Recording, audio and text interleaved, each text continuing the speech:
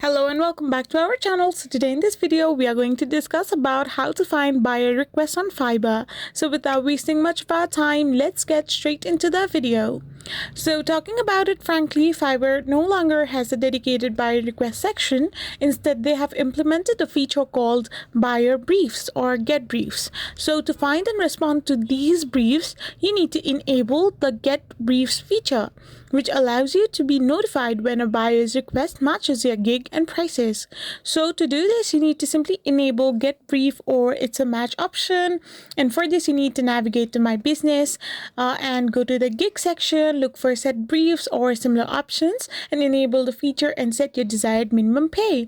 Once you have done this, Fiverr will notify you if a buyer's request aligns with your gig and price range. Now check for it's a match or briefs in notification and inbox and optimize your gigs for its match.